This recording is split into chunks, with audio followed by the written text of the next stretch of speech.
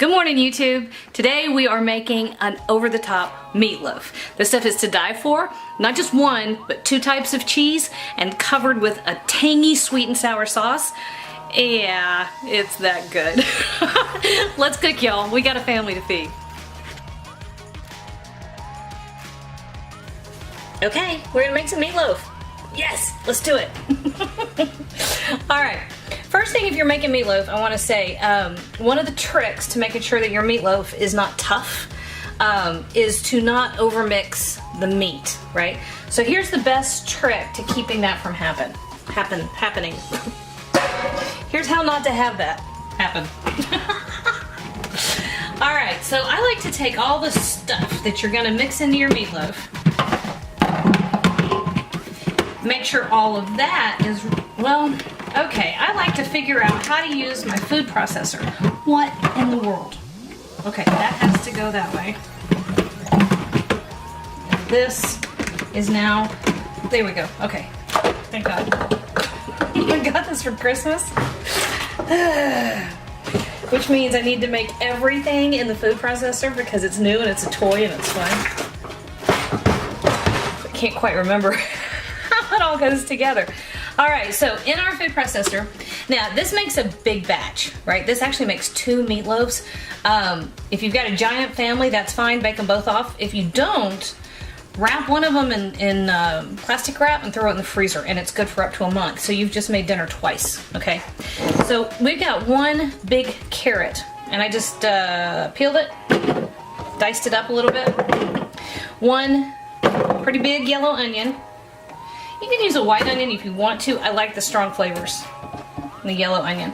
Plus, you know, I shop at the big stores, the big box stores. They're cheaper. All right, with that carrot in there. Nope. Yep. Nope. Now, it's gonna get loud for a second, but let it keep going. You want that as smooth as possible. The more mixed or more homogeneous this part is, the less you'll have to mix your ground beef when you come to put it all together, which helps keep this nice and tender, especially because this is really lean ground beef. Okay, I'm gonna scrape down the sides just to make sure we've got as smooth a paste as possible. And you'll want to do that when you're using a food processor. You know, some pieces tend to creep up the side, and it's the movement of the food that reincorporates it back down into there. So you'll need to make sure that it has a chance. Now, I'm throwing in about 5 or 6 cups. 5 or 6 cups, good Lord. Cloves, garlic, minced garlic, and yeah, I cheated. I used the stuff in the jar. Shoot me. I think that stuff is fine most of the time. Okay, so we're gonna give this another.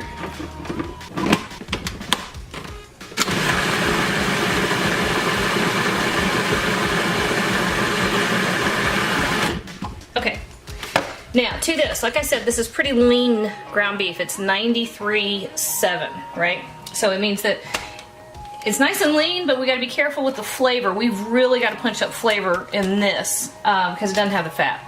So we're adding 4 pieces of bread. Actually, 1, 2, 3, 4. Oh, I've got that little piece of heel.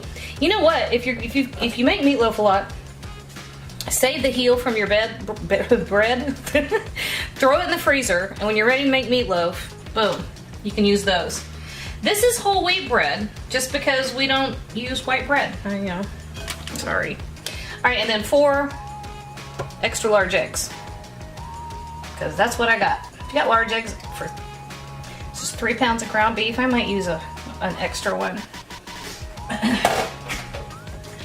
And then we're putting in a tablespoon of kosher salt. It's kosher salt, so don't freak out. A good tablespoon of Worcestershire. Oh, good, the oven's hot.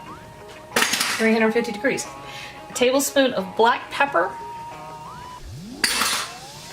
And a cup of grated Parmesan cheese. And then, yes,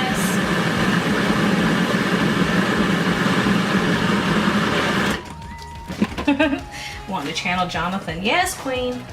Yes. Okay, so scrape down our bowl.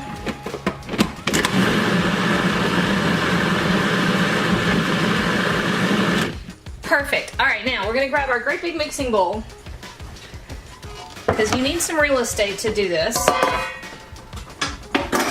And here we go. All right, 1 full cup of whole milk.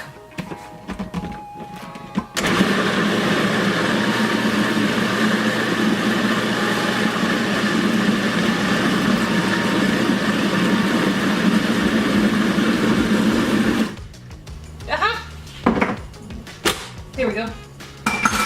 And now we go to our big mixing bowl. Hang on, let me take off my jewelry. Because at this point, I'm going to tell you to make sure you got super scrubbed hands.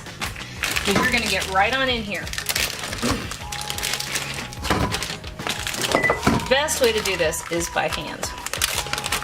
And if you've got a thing about gloves, go ahead and put gloves on, that's fine. I know a lot of folks do get real sensitive about food cleanliness and safety and handling and all that, and that's fine. Make yourself comfortable. But don't fuss at me for not wearing gloves. I'm not the least bit interested. I wash my hands. Okay, so our mixture.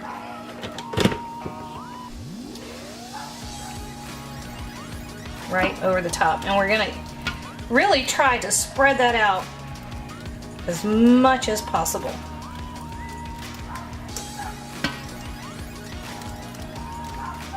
Because when we start mixing, we don't want to mix any more than we have to.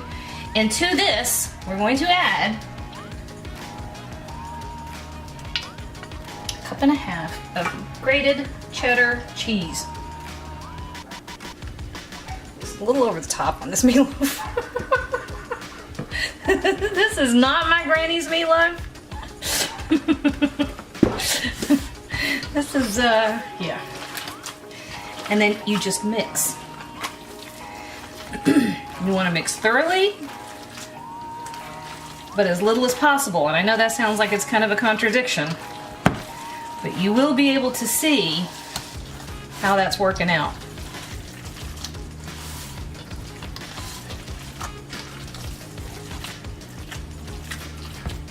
I can smell that onion. More of our mixture. Might have a little mixture left over. If you do, it's not the end of the world. I would rather have too much of the goop that keeps it nice and moist and flavorful than too little. All right, this is about right. So yeah, I made a little too much. I don't care. All right, hang on. Let me wash my hands real quick. And yes, I know that wasn't a great wash. It's okay. I'm putting my hands right back in it. All right, so I've got loaf pans.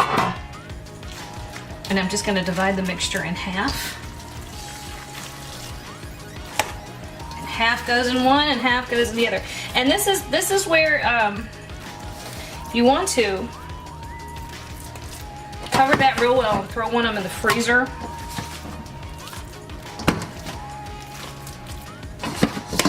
It freezes beautifully. I've been freezing meatloaf for forever. All right, so then I'm patting him down. Remember, this is pretty lean, so you're not going to have a whole lot of issues with fat. That's why we needed the cheese and the Worcestershire. Okay, now I've got to wash my hands for real because we're doing something else. But see, meatloaf. All right, I'll be right back. Okay, that was it. Just had to do a quick cleanup. All right, you know it's all about the glaze, right? So 1/2 cup of plain ketchup, and this is 4 ounces. Well, you know, actually, I think I need to remeasure my little dish cups. They're supposed to be 2-ounce dishers. I think they hold a little more. Anyway, it's 4 ounces. We'll call it 4 ounces in theory of plain brown sugar, and 1/2 cup of mustard, just plain old yellow mustard. Now, if you want to, and the kids like when I do this, it's not my favorite, so I don't do it all that often. Barbecue sauce. Oh my gosh. Joey will eat anything with barbecue sauce on it. Anything. Literally, he will eat things he won't normally eat if he's allowed to put barbecue sauce on it. I have very mixed feelings. I don't want him having all the extra sugar, but on the other hand, if he's eating broccoli and Brussels sprouts and cauliflower. Okay. Alrighty, half and half right over the top. There's our little sweet and sour glaze. Oh, there's a lump of brown sugar. I don't think anybody cares. You know what I used to do when the kids were little? This is funny. I haven't done this in forever. I might do that again really soon. Okay, take your sauce. Take your sauce and put it in one of these, right? And then you can write messages on top of the meatloaf. Because Ricky, for a long time, didn't like meatloaf. And so I started writing yuck on the top of the meatloaf. And then as the kids got older and they started learning French, I started using bad words in French. I don't know why. And then when I quit doing it, it was almost like they were disappointed. They were like, oh man. Yeah, I gotta start doing that again. Alright, so sorry for my G-rated channel. I just said a bad word in French. Forgive me.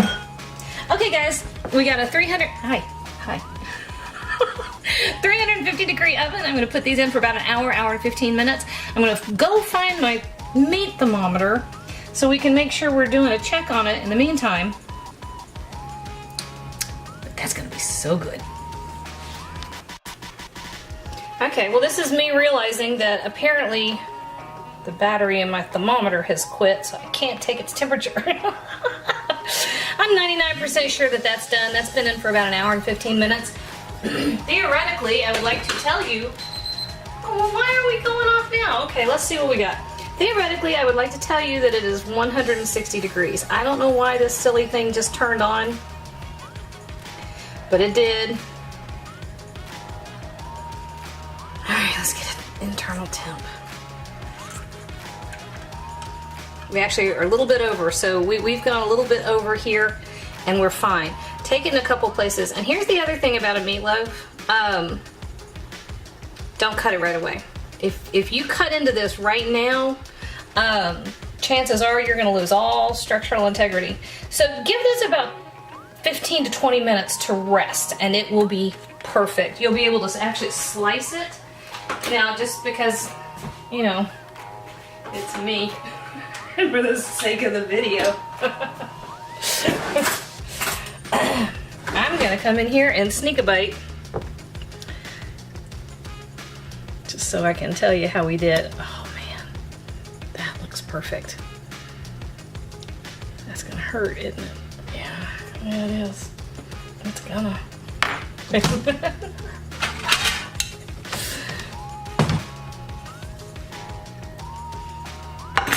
A smaller little bite, so it won't hurt quite so much. There we go. Perfect.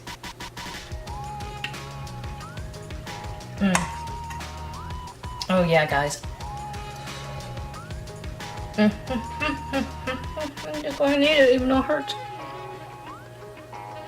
That is how to make meatloaf. Perfect. Still hurts. Still eating it. Hey YouTube, thanks for watching, and if you thought that video was helpful, do me a huge favor. Hit like, hit subscribe, hit the little bell so you get a notification whenever I post a new video. And if you have a second, hop on over to Patreon and check out how to support my channel even more. Again, thanks for watching.